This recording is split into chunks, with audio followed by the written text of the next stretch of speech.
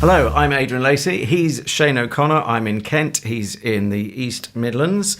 And together we are the Slab Pack. This is Comedy Slab, where we slab... No, we don't. We slap a comedy onto the slab. It's, slab and slap, very similar. We get out the scalpel and we dissect the comedy, different comedy each week. We take it in turns to set each other's homework and see what we make of them, and if they're in a position to walk off the slab afterwards, or if we're in a position to walk away from the podcast without too many injuries.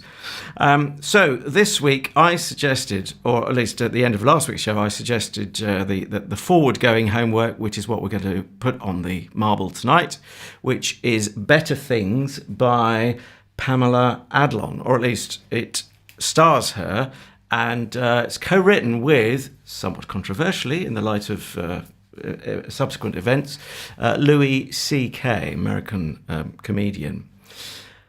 Any thoughts at this stage, Shane, that you want to throw into the equation? Well, I need to say, I love Louis C.K. I don't know whether that's... so just park That's a dangerous statement these days. And can I just mention what a terrible week I've had as well? Oh, I wish you would. My wife's car's been put off the road. It's back on now by a mouse. Lummy. What, eating wires? Yeah, exactly that. I'm just guessing. We haven't talked about this before. No. Nothing up my sleeve. No. I couldn't think what else a mouse would do to actually render a car useless. Was it in the engine compartment unless he was joyriding around the place. But then but how would he reach the pedals? Yeah, did you know Ronnie Corbett's Rolls Royce had specially high pedals because he was only 5'1"? Did he really? It's strange but true. Yeah, 5'1"'s not that short, is it? Well, not if you're 5 foot. I went out with a girl who was 5 foot and 3/4. Okay, she looked a bit like Ronnie Corbett, actually. Now I think of it. You sure it wasn't Ronnie? No. Ronetta Corbett. That's why I paused. I'm not convinced it wasn't, to be honest with you. Well, I would have to say that raises a multitude of questions, none of which we could probably deal with. She said, I can't come out tonight because my producer. My producer. So I'm going to a BBC party. 3 of us gathered around the combined war speeches of Winston Churchill. Yeah, in the engine compartment, anyway. I had a bit of a nibble. Right. And...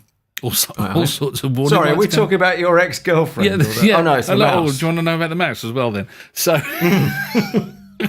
was the mouse 5 foot tall? Perhaps that's why it drove the car off the road. The cat looked and went, "You're on your own, mate. You're on your own." Yeah, and I've been in the goodies as well. But I just wanted to say, did you know that you can buy a rodent repellent spray? It's just for a car? It's like a whole new world has opened up to me. Yeah, it's true. Okay. Do you remember that the episode of Batman? The 1960s, 1966-ish series Batman with Adam West and Burt Ward. I do. I know that unique look. I couldn't have given it which particular year in the 60s, but yes. Well, the movie, I think the movie was 66, and there was a scene in it where Batman was hanging from a ladder on a helicopter, and he dangled into the water, and he came back out of the water, and there was a shark attached to him, a big rubber shark. Do you ever remember that? No. And then on his utility belt, he got some shark repellent spray. Oh, right. And he sprayed it on the shark, and the shark dropped off. And I just thought, it's like, here we are 50 years later. It's all coming true. I mean, all right, it's not shark repellent, but if I had a shark in the engine compartment of my wife's car, you'd be really, upset anyway, wouldn't you? So, well, I'd want to know how it got there, but that's probably a digression. It's a funny old world, isn't it? It is. There's humour everywhere you look. So the car is back on the road. The mouse has been has it been humanely dealt with? Well, they couldn't find him. They could only find evidence of him, or her. Let's not be sexist about this and just assume that it's no, exactly, no. A man just because it can do car mechanics. just because he's a rebel. So Right. no, they didn't fight. But if you go onto Google and start searching mouse in a car, I mean, other than the obvious pictures of a mouse driving a car that you come up against, there was some horrific pictures of like people who've taken the cover off the air filter and like a family of mice have I set don't up want to home hear this. Oh. in the car. No, they're all right. They love it. It's lovely and warm, and they get to see places. They go off and They don't see them, technically. it's a bit, Not unless they're taken out on a leash. it's a bit like being an air steward, isn't it? Yeah, exactly. Yeah, you end up in a hotel room or... Yeah. It's a rum deal. Well, if you're allowed a bit of news from the past week, I'm going to confess, and this is quite a thing to confess to, Yeah. As a comedy slab presenter. And I should say we got 3 clips of Better Things, the show we're going to slab eyes during the course of this podcast. But last night I lost my slab eyes. Yeah, sorry, last night. Very good. Well, last night I lost finally and nearly 20 years too late. I lost my black book. What is your head writing as the punchline? It was something to do with your virginity, but go on. Well, it was. It's my black book's virginity. Oh, wow. Can you believe? And yes, it embarrasses me to confess to it, but I'd never seen the show. Wow. There's a show called I've Never Seen Star Wars, and I saw that about 30 years late. But, you know, better late than never. And thoroughly enjoyed it. Had a Black Books evening round of friends and a few other friends from the local choir came along. Not that we necessarily had to be all from the choir. Could have come from anywhere, really. But anyway, yeah, what a great show. Co-written, as you will know, by Dylan Moran and Graham Linehan, who'd previously worked on Father Ted, of course. And that's just great fun. Bill Bailey was in some of the episodes, wasn't he? Bill Bailey, indeed, yes. And we started with Series 1, Episode 1. It's a bit like doing Comedy Slab, where we quite often, for everyone's sanity, come in at the beginning of a series, but not exclusively. Occasionally we'll dip into some random part of the series. Anyway, I can see you hunched over, because we can see each other via Skype, but we respect you too much, dear listener, to show you our visage. But what are you playing at? I was just writing a letter. You look home. like you're getting a mouse out of the sound desk. All right. You are at home. Oh, yeah. Oh, I don't need that then. What a waste of writing paper that was. Okay, let's get on with the show proper. So, Better Things. Sorry, that was my Vision Do Express you know- appointment. I better not throw that away. Well, you won't be able to see it if you put it anywhere other than in front of you. Who said that? Hey, Steph as well. You had correct me if I'm wrong. You'd come across the star of the show, Pamela Adlon, before, or you certainly were aware of her. In Louis C.K.'s series, just called Louis. Oh yes. Although curiously, she was also in a series called Lucky Louie, which was like a kind of archetypal American sitcom with the laughter track and all the rest of it, and the schmaltzy family and all that kind of stuff. So I think they've been partnered for a number of years, haven't they, the two of them? Professionally, if not otherwise. Oh, I think it is just professionally, isn't it? From what I can gather. I mean, I don't know, but right. Yeah, I've got to be honest with you. She ruined the series for me. The Louis series. Yeah, because I didn't like the character that she played. Right. I confess there's a bit of wider homework. I did my own mini slab, thanks to you pointing me in the direction of Louis. I had a look at one of those. I actually quite liked it, because, and I think they are a good companion series. We're obviously not here to slab Louis, or not on this occasion, but it's a similar character, feisty. I'm trying not to use the word feisty, but sometimes it's the only one I could reach for. A woman who doesn't take any prisoners and is not a shrinking violet. I just said aggressive and bitter more than feisty, but well, I'd use those terms of you. Yeah, that's but, people have. No, I honestly didn't feel she was bitter. I felt I can only speak for the episode I saw, which was Series 1, Episode 1 of Louis. she was very tender and tender with him, and one of those. Well, you kind of need larger than life characters in a comedy anyway. She wouldn't bite her tongue, for instance, when they went to Louis in the piece. He's split up with his wife or former partner by whom he had some children. So there's a bit of business there, and I thought it was quite entertaining. But yeah, I didn't. I quite like the series. I mean, I think there's about 6 series, something like that. Right. Of Louis. It lasted quite a while and suited him much better than the sitcom-y kind of thing that he'd done previously. But yeah, I just didn't like her character at all, and I just thought, oh no, I was glad when she wasn't in certain episodes. But right, I have to say, I don't find it easy, certainly, to separate the news around Louis C.K. and the allegations, which has he denied them vehemently? Certainly, the number of allegations of sexual impropriety. No, quite the opposite, hasn't he? I think he's confessed to embraced his confession and atonement. Yeah, but it doesn't seem to have done him any good, does it? I don't understand the whole thing, really. I mean, it's like, if you apologise, you're damned. If you don't apologise, you're just damned, aren't you? Really, I think they just want you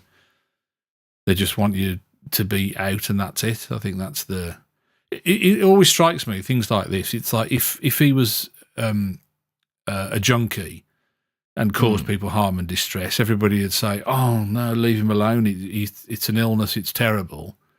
And yet he does something which I would suggest no normal person would do. So would suggest some kind of problem mentally, and can't be forgiven for it. And I just find the whole thing hypocritical. I think it's a trial by lynching, isn't it? It's that kind of lynch mob mentality, I think, personally. But I think social media's got a lot to blame for it. Well, of course, these things take flight much more quickly and in a global sense with social media. I don't know enough about it, but is it an illness? I don't know, lack of self-control. But all I do know is I read he was back on stage within 9 months, and I think that's quite soon to try and, if nothing else, if you just saw it purely in terms of career management, I don't think that's long enough away to have a chance to reset, and for people in the media to reset. I mean, your argument is they never will, or some people never will. If they don't want to, they won't, will they? I mean, if they're beloved, then I mean, if it turns out that a female actress is a complete bully behind the scenes, they'll go, oh well, no, she's just a diva, and that's okay. And it's like excuses for some and not for others. This is why it doesn't work for me, really. It's like the whole hypocrisy of the thing. I just think, oh, whatever. All find it very tiresome. I'm not condoning what he did. I don't really understand what he did. I don't understand why he did it. I don't understand why a normal person would want to do what he did. But then, in as much as I wouldn't understand if he was, like I say, a junkie or an alcoholic, or he was bipolar, or do you know what I mean? I would no more understand it than I'd understand any of those things, really. So, okay, well, let's park that. I mean, it is relevant to the extent that he's involved as an executive producer, I think, jointly with Pamela Adlon for this show. Not anymore. He's not. After the second series, she's cut him adrift big style. So.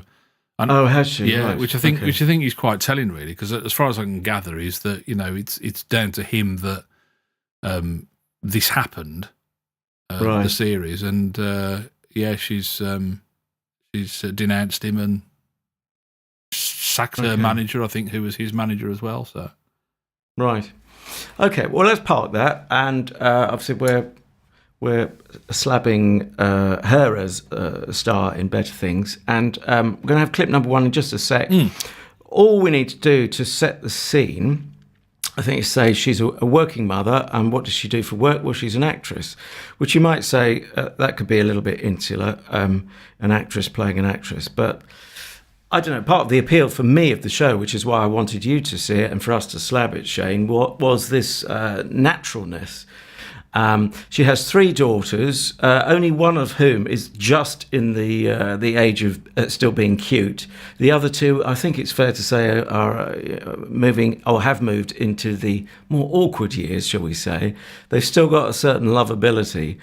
But in this clip, we're going to hear 2 of the 3 daughters, and actually I've done a bit of a cheat because they're 2 short sections. I've actually glued 2 short sections together, just for you to hear Duke, who's the youngest, cutest daughter, first off, and then we'll hear Frankie, who is the middle daughter, quite angsty middle daughter, afterwards. And it's I wouldn't even call each of them on the first one I would call a scene, but a very short scene. The next bit, it fades down, fades up, and you hear some footsteps. That's Sam coming upstairs at home. Sorry, Sam is the central character, Pamela Adlon played character. She's coming upstairs at home to be greeted, if that's the word, by Frankie. But first, we are in a rest room just after Sam has put her mobile phone down, or cell phone, to Richard, who we find out is Sophie's dad, referred to here by youngest daughter, Duke. Oh. Who is that? Sophie's dad. Ew! Ew! Yeah, that was a big mistake. What about Charlize's dad? What about him? Is he tall? To me?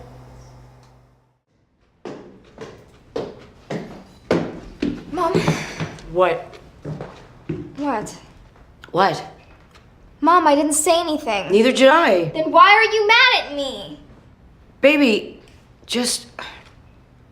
I love you. What? Now, you sat there stony faced. That's the joy or the downside of Skype. I'm going to guess it hasn't won you over from your reaction. Because usually, I just explain, if we're playing clips through, you're laughing along, and then I end up laughing more than I've ever done on my own watching the thing. Yeah, I didn't laugh once throughout the whole thing. I felt like I was trapped in a room with them, and like in a lift kind of thing, and I couldn't get out, and I didn't like any of them. I didn't like any single person that came on the screen. I didn't like her kids. I didn't like her. I thought she was a lousy parent. This is the character I'm talking about now. I thought she brought up some maladjusted, dysfunctional, which I guess for LA is about run of the mill, isn't it? Really, maladjusted, dysfunctional kids who just had got no endearing qualities at all. Apart from that, I really liked them. I was going to say.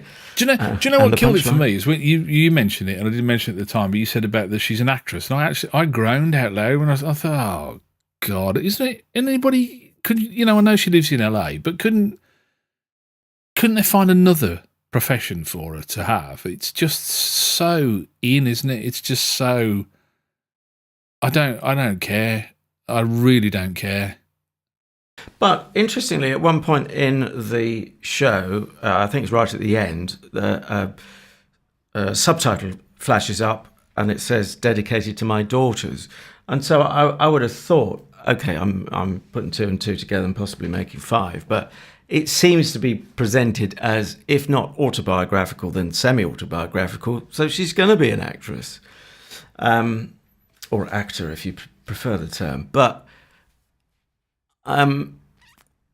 that doesn't worry me really, as long as it's done well. If it's and clearly for you it hasn't been. But did you like her kids? Could you relate to it? You liked her kids? Did you find them cute? And only the youngest is cute, but I felt for the one we've just heard, Frankie, you can hear the pain in the voice, and there was that recognition.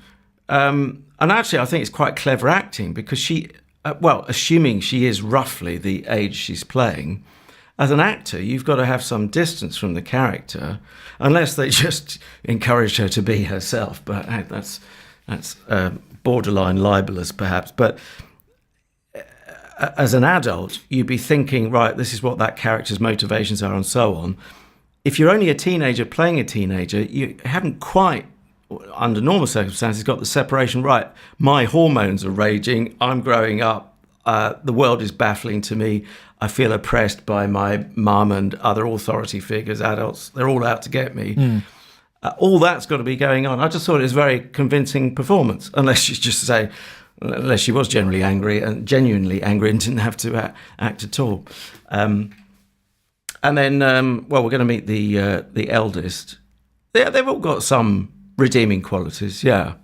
You, of course, have got teens to look forward to with Frank and your soon-to-be born, or eventually born. I'm going to send him away to the army, I think. What can I have him at 11? I don't know. I don't know. I'll have to Google that later. 11 months. Yeah, I just do. I get the narrative, and I get the autobiographical or semi-autobiographical.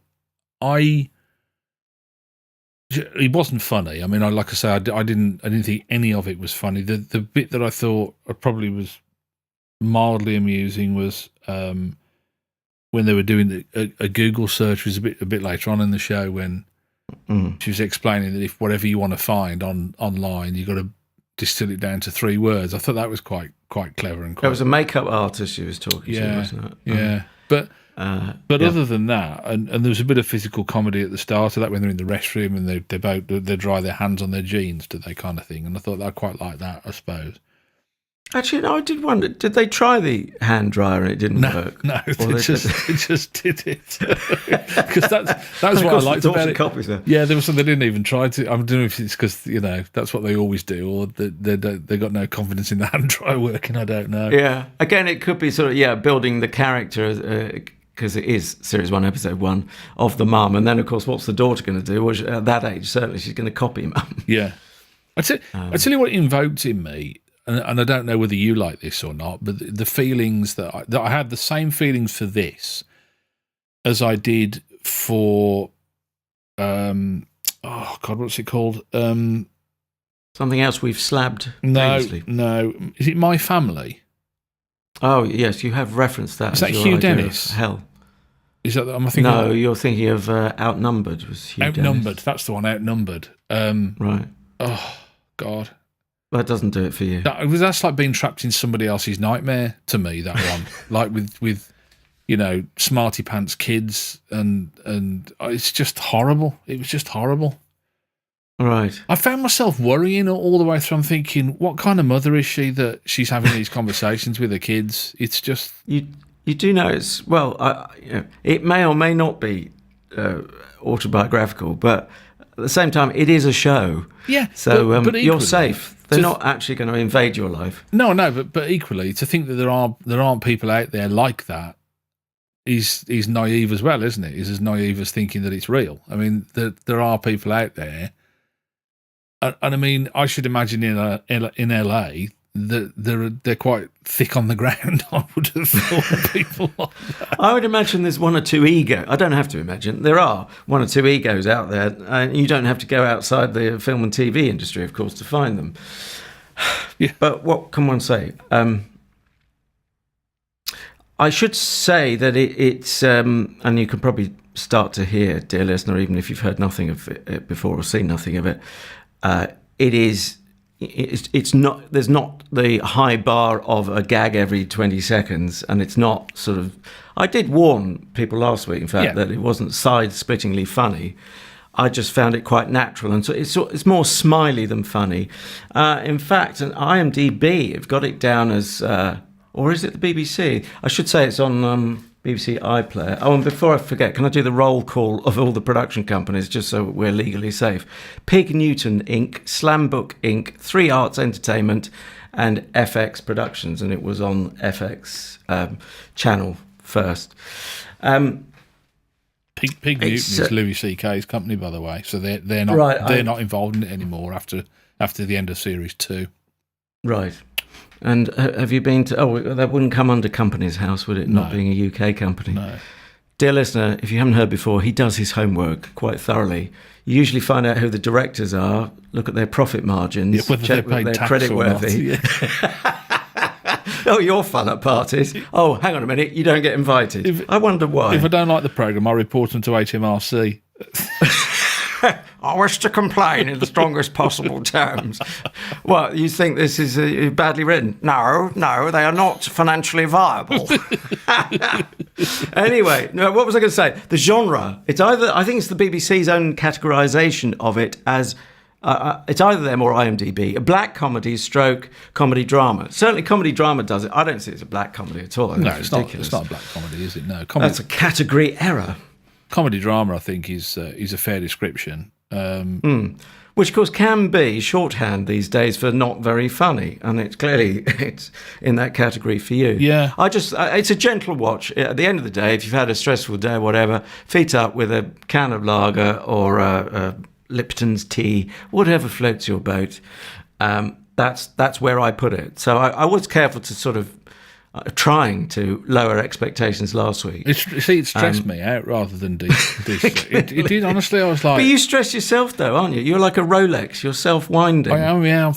I got clenched fist by the time I'd finished watching it. I hope your wife didn't suffer unduly. No, I have to watch it because she's not a great one for... it takes a while to coax her into watching stuff. Right. So she's not a great one for passing or transient episodes. So right. So no, But what worries me is that she might see the effect watching these shows is having on you and ban you from recording the Comedy Slab with me. I'm seeing the bigger picture. So I've got longer term worries. I put them on my iPad and I go and watch them in the toilet, so I think she likes the peace and quiet. Okay. Fair dues, right. Yeah. Shall we go to clip number 2? Let's see if I can get de-stressed by having another listen to it. What have you got for us, baby? Oh, you don't want to set this one up? You want me to do it? Oh, go on. You'll get too stressed, won't you? More passion. I just sound all bitter and twisted about it. Oh, really? Well, at least you've got self-awareness. Right, clip number 2. At the audition... Oh, yeah, she's at an audition along with a load of other hopeful actors for what quickly becomes... obvious is a rather naff drama, and it is badly written, and really it can only be done badly. She's in the queue, and it's a little insight. Okay, there might be a little tweak for comedic value, but I would say my hunch is it's pretty realistic as to how auditions can be. I'm not saying everyone's like this, but you're there with a load of other hopefuls. Perhaps they've cheated that. I'm not. Maybe you would be lined up and reading the script at the last minute. I don't know. Anyway, so you go into a room and you're recorded doing it. Well, she doesn't get that far. And I should explain, because obviously you're not seeing the pictures, the scene is intercut with... it kind of makes sense in the context that she's sort of narrating what a bad day she's had. I should say she's speaking to another actor who's in the queue to be auditioned, but they obviously know each other, maybe from many auditions before. So when you hear some, there was a car horn and so on, that's a sort of flashback to how her last day has been as she explains it to the fellow actor. Well, I wish for one boring day. Really hate you, Mom. You are so unfair. Good. Fine. Go live with your father. I'm leaving right now. Very crazy, good house full of young girls kicking my ass. You are so unfair. Go to bed. I'm gonna make your life a living hell. Chewy! Whoa, whoa, whoa, whoa, whoa, whoa, whoa, whoa, whoa, whoa, whoa. I hear you. I only have one, so I can't even imagine. You have kids? I You have do. a kid? I have one. It's so weird to me. What? No, I didn't. You don't seem maternal. Thanks. I appreciate that. That's what they all say that too. Are you dating Luke, Patrick? What? No. I don't know. Somebody said that. No. No? Ew. No, I'm dating my daughters. They're my love life. The whole thing. Okay.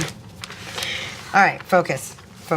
Now, I'll tell you what they did do really well, and I really liked it, and it was only afterwards on reflection that I thought, normally I'm quite slow on the uptake, but all of the cutaways and the flashbacks and all that sort of stuff was done really well because it all made perfect sense. Did you find that? I never thought, oh, hang on, who's this? The timing was impeccable, and it was, by the time you're going, what's going so the dialogue told you what was going on, or it became apparent what. And I thought that was really well paced and really clever. Actually, I thought that was good. Right. That was particularly nicely structured. But hearing that back again, actually, they're obviously better friends than what I was sort of saying. Quite strange. I don't think she's given a character name, and I was struggling to find out who this friend is. But it was so natural between them. Actually, no, she can't know her that well because she didn't know that she had a child. Sorry. See, I could be quite slow on the uptake. But the feel of the scene, we're just picking up where we left off as mates, or sort of distant mates. And she knew a bit of gossip about her, or thought she knew a bit of gossip about her. I just thought that was just a very nice vibe to it. And when a lot of the other, you see the other actors trying to make these lines work and being very stiff and quotes professional about it. And that's why I like this kind of rebellious spirit of the Sam character. It's quite funny. She's called Sam Fox. Yeah. Obviously, Samantha Fox didn't find fame in America in the 80s, the glamour model, quite big in the UK. Pardon the expression. Matron, no. Sounding like a Sun newspaper sub-editor. Yeah, so at least you found something redeeming about it, so that's a start. Do you know, I always do. I always try to. Anyway, I think just because you don't enjoy something or don't like something doesn't mean to say that it is totally without redemption as a piece of art or a piece of theatre or a piece of TV or whatever it is you're happening to look at. And I always try and find that. You're right. That scene, and I think to me, I was kind of relieved that it wasn't going to be another show, and we seem to have seen a lot of these lately, a show that is kind of improvised with the cast, and this, I got the impression this was much more structured and much more scripted. Did you feel that as well, that there was no over talking, was there? There was just one which I think we might be hearing, or certainly we hear something. The third and final audio clip is actually from the scene where there's one bit of over-talking, which made me think, I mean, it's possible someone got a line wrong, and so through the other actor, impossible to say which way round it is, it's quite a thing if you can get the feeling of naturalness and no over-talking, and it's coming from a script. But obviously that is the craft of acting.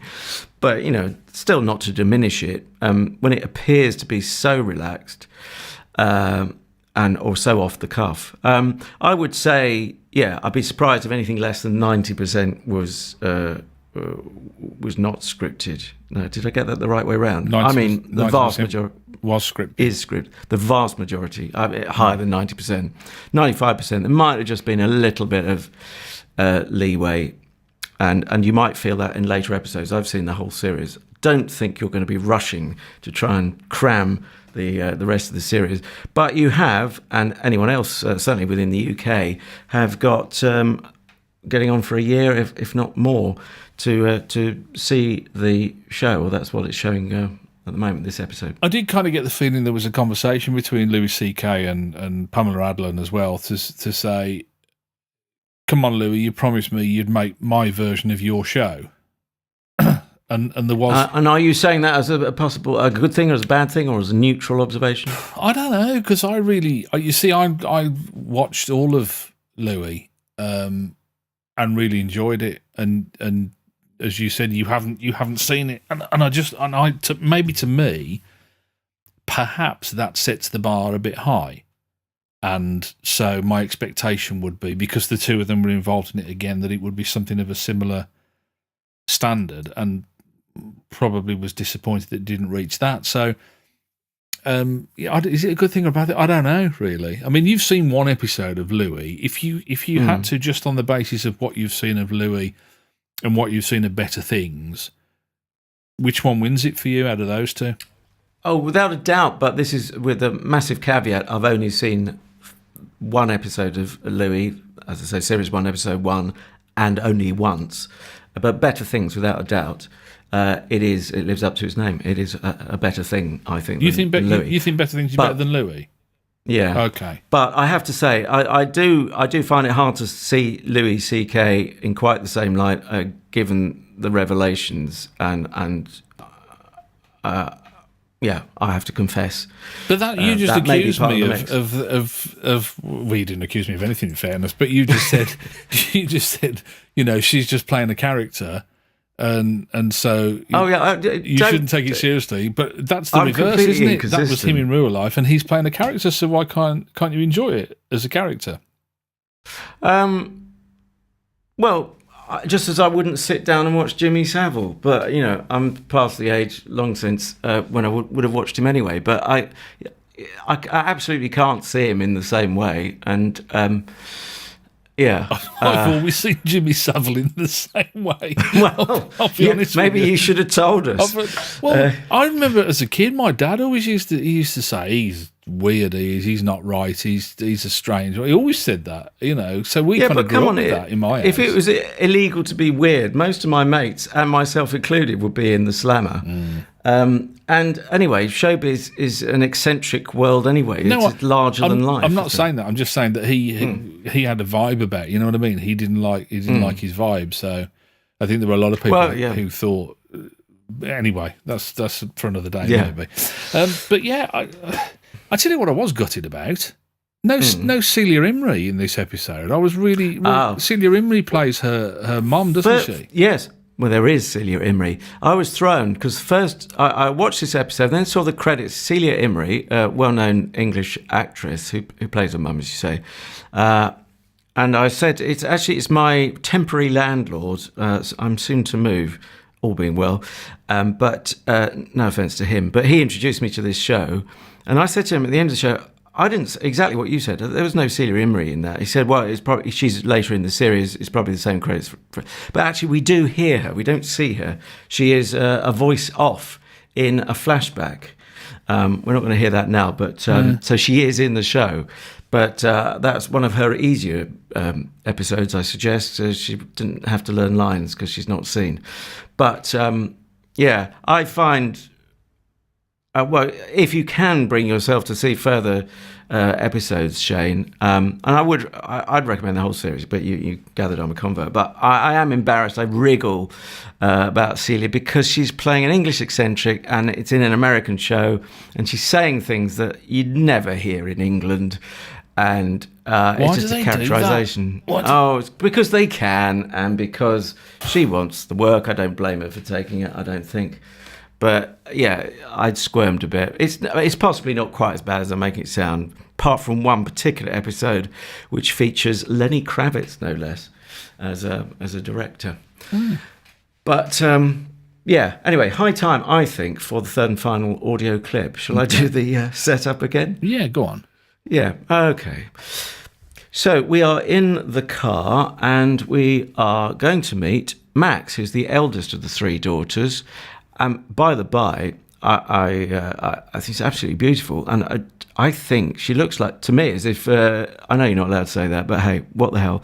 No, it was when you said by the by. I thought nobody says that in England. Oh, well, there's just me, honey. But I think the actress playing Max it looks to me like one parent might be South Korean. She's got these stunning eyes with just a hint of the Orient in, and I don't mean Leighton. Anyway, so you're very kind. That's the only thing that's made you laugh about this entire show. That's the best bit. I love that. Anyway, what they've just been in a shop together, so we've seen a bit of mother and daughter stuff. We know she is 2 out of 3 ain't good, to misquote Meatloaf. 2 out of 3 of the daughters are in their teens and angsty with it, bless them. And well, I don't want to issue a spoiler here, but anyway, they've just been in a shop looking for graph paper. And so they're just driving away from that. But there's a little bit of a twist in the tale. Can I ask you something? No. You know what? Never mind. You'll just freak out. Okay, you don't have to, but now you know you're going to. Could you get pot for me? What? Gabby Schuster's mom told her if she ever wanted to smoke pot, she'd get it for her. Like, don't you want me to have clean, organic pot? You should want me to have good nugs. Good nugs? I don't even know what to say. That's amazing. I don't know how to get pot. I don't even know where to get... Gabby Schuster's mom said that to you? Okay, that's great. I can't even get grand pot for her arthritis. How about this? How about this? No, Max, I'm not gonna get you pot. It's so easy, Sorry. Mom. You get a prescription. You just have to be 18. Well, I'm with her on that one. I don't know what to say either, really. Yeah, I Are you trying extra hard to be unamused? honestly, I couldn't. I Sort really of the tried. body language. I really wish tried people hard. could see, but they can probably hear it. I Did you really honestly try? yeah. Or did you decide 30 seconds in this isn't for you and that was it? No, to be honest, it was an incremental thing. At each stage, it was like climbing the stairs of disapproval. At each stage, I couldn't believe I'd gone up another step. Ladies and gentlemen, the stairs of disapproval. Woo! From the cesspit of invention, we bring you. This is quite close to the landing of disappointment. Which is all above the cubbyhole of Contentment. satisfaction.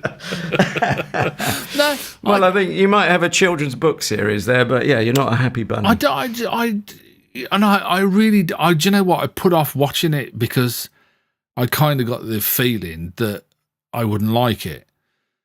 You just get a vibe about these things, and I thought I don't really want to. I don't want to put it to the test and to not like it. I hate not liking stuff really because I kind of feel like I've let you down. And you have. Particularly if it's stuff that you've chosen. Not that you've got any vested interest in it, but do you know what I mean? It's like you kind of you want people to say, "Oh yeah, that was a good choice. Thanks for that." I do, but we don't get that every week, do we? No. Whereas it would be if you'd have strange recommended we this as a friend to, and said, "Oh, you might want to watch this," I'd have phoned you up the following week and gone, "What were you thinking? Why did you?" Yeah, I didn't say you're really going to like this, and so yes, I can sleep easy tonight. But I would have been happier had you enjoyed it. It's much more, it's nice if someone goes with you on the journey. I did look at the reviews just to see whether which camp I was in, whether I was in the minority or the majority, and I guess it seems like I'm in the minority. Certainly amongst reviewers loved it, didn't they? I think the I haven't read any, and I was going to, and then I ran out of time. Yeah. Are we talking UK or US or both? I think in terms of online, reviews? so I'm guessing US, but Right. the Are critics. you talking about IMDb reviews? No, these are all kinds of different reviews all over the place. Rotten Tomatoes and all kinds of stuff. Okay. The interesting thing was I found a guy from the Boston Herald wrote a review, and he put, of the handful of episodes I watched, the pilot, which was written by Adlon and directed by CK, is the strongest, and the subsequent episodes meander. And I'm thinking, wow, if that's the strongest, I would say no. For me, it's I don't really want to use the term weakest, but it's doing what episode ones have to do in series one. Sorry, the cat's just arrived. Don't think you can hear any noise. Hang on. Let's see if he wants to sit on my lap. You probably don't, do you? This is the landlord's cat. It is called Cat. It's the most beautiful cat I've seen in a long time. Big ginger thing. Seen on Skype. Yes. Yeah. Can you hear him purring? One reviewer actually wrote, he said, "What a dismal show." Yeah. The coming attractions of the past month had set the bar pretty low, yet the pilot episode didn't even clear the lowered bar. If you're having a really good day, and to me, this is the one I'm on the same wavelength. They said, if you're having a really good day and want to quell the happiness, this looks like the show to watch. And that's exactly how I felt about it. Yes, you're never going to say, "Oh, darling, what should we have to cheer us up from a very stressful day?" No. I know, better things. Yeah. Conversations that don't take place. Isn't it funny though how I can watch it and you can watch it, and I can get wound up by the ineptitude and I don't know, lackadaisical parenting of the character, and it doesn't. You think you see it on a different level. That's what I find interesting about. That is interesting, but I wonder if that's anything to do with you being a parent, or whether that's just neither here nor there. I don't think so. I think before Frank came along, I think I'd have felt pretty much the same. It was, the other thing as well is people accuse things of being too laddish. This was too lassish for me. Well, certainly there's a lot of estrogen flowing under the bridge in that household. Three daughters and a mum. But that, for me, that's part of the intrigue. But it appeals to me as much as a female watching it. If it was all lads and saying, "Oh, it's too laddish," that's how I felt about it. I just thought, no, it's not. I'm not really interested. I just like the way it takes us through her day. For me, it obviously hasn't worked for you, but it makes me more compassionate about, towards all of them, I think, because Mum perhaps particularly, because she's working and then she's trying to manage all of them and she's living on her own. And we should say, trying to have something of a love life, which I wouldn't begrudge anyone, but she's, I quite like the fact she's a bit of a failure at that. Freud will make of that what he will from beyond the grave as it pertains to me. But again, it's this naturalness, it's not perfect teeth and perfect, well, maybe she has got perfect teeth being a Hollywood actress, but, that was meant to be figurative. She's not having a perfect love life. She's not finding life easy. We don't see much. It's not like she's buying in loads of sort of nanny help. A bit later in the series, you see, she will pay for a bit of assistance with this and that. But I really respect that, and that to me is quite believable. Plus, it's pretty happy though, isn't it? Don't you think? It's been done. Well, but perhaps it's. Well, it's a long way from Wendy Craig, is all I can say. Go and look it up if you're under 40 or 50. Yeah. Time for the stars, isn't it? Time to... high time, yes. See what stars we've got. Do you want me to go first or do you want to go first? Do you want to go first? Yeah, well, it's funny because I surprised myself. I've got this I go for a quick gut feeling and then I can chew over it, but then I think, no, I should go with the gut feeling and the instant. And the instant slightly surprised me. What my subconscious dredged up was slightly lower than I would have thought. Okay. And might be slightly lower than you might expect from the way I'm describing it. I'm going for 3.5 stars. I thought my subconscious or my instant, appraisal would be 4 stars. But I'm going for 3.5. And yeah, so good. And to be recommended, obviously not floating your boat. So no, it's just how low you can go. I wanted to give it 1. I'll be honest with you. I did think, I want to give it 1, and then I just thought you did give an earlier show, lest we forget, 0. But then it was a special case. It wasn't. You didn't think it was comedy. Sorry. Pray continue. Yeah. And I look at the amount of effort that's gone into this as a production. And kind of think that he's really kind of quite mean-spirited. And I have to say, the one I gave 0 to hadn't got that level of production by any stretch of the imagination. No. And I thought I really liked the theme music that they'd chosen.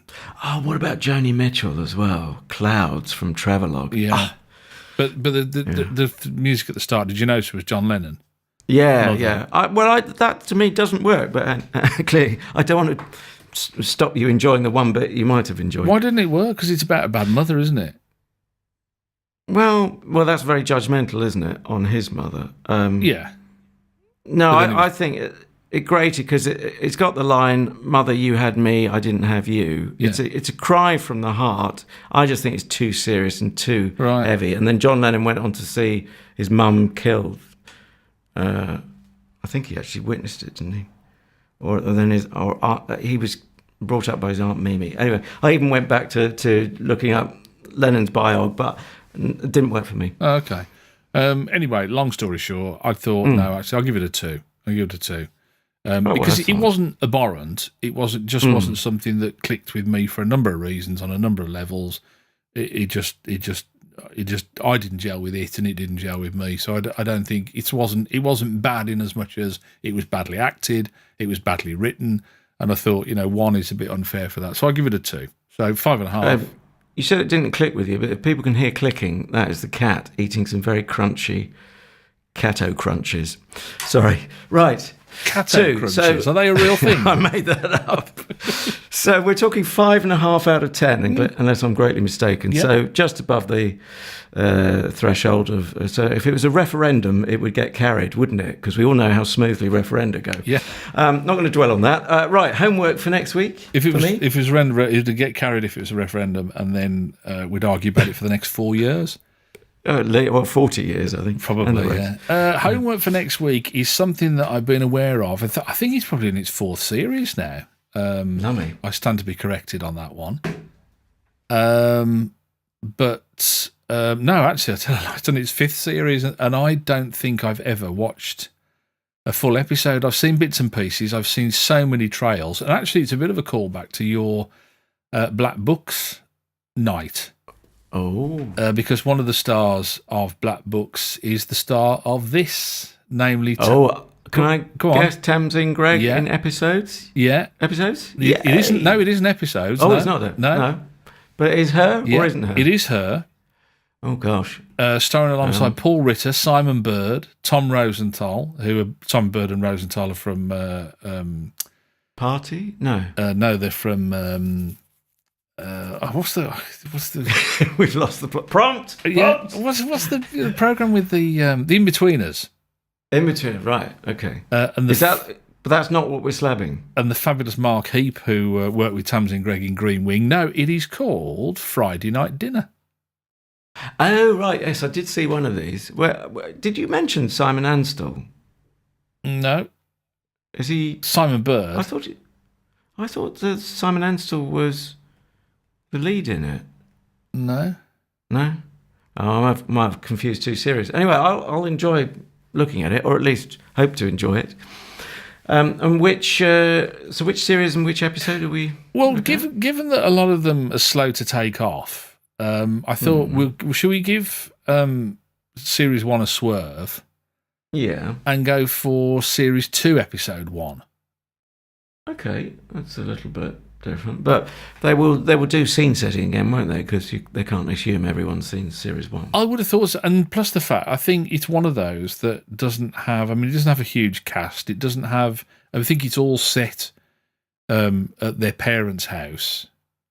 Yeah, and it's essentially. Is this in North London? I think so. Yeah, I think they're a Jewish family, aren't they, in North London? And it's essentially they go around Friday night for dinner. It's a family get together night, and that's it. I think that's and hilarity ensues, as they say in the Radio With hilarious Times. Consequences. Yes. Yeah. Fantastic. Well, we can only hope, especially since you were disappointed this week. Sorry. So yes, we need. No, don't apologise. I feel like sorry. I've been the disappointment.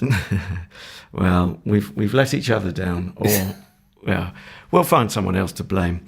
Right, okay. Social media, we are at Comedy Slab, Twitter and Facebook. If you could follow us on the former, like us on the latter, that'd be great. If you could recommend us to all and sundry, or all on Sunday, or any day of the week, that would be wonderful. Because your recommendation, I think, is probably more powerful than anything else. If it's your mates, then they're going to take you seriously. Because let's face it, if Shane recommended something, I'd be watching it like a shot.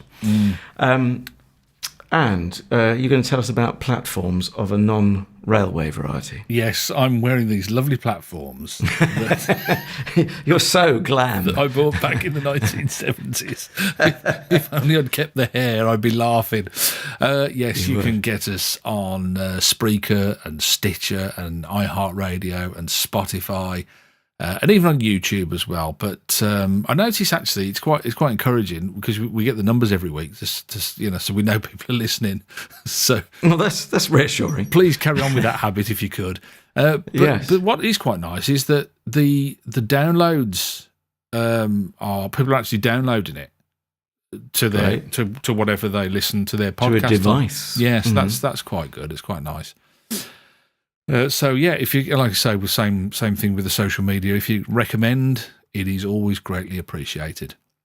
Thank you. So until Right. next time, I'm going to try to be less of a disappointment to Adrian and try and like more of the things that he plops on the slab. And I'm going to swim through a sea of estrogen and see what develops. On the land, on what was it? The landing of discovery. Just above the cubbyhole of delight.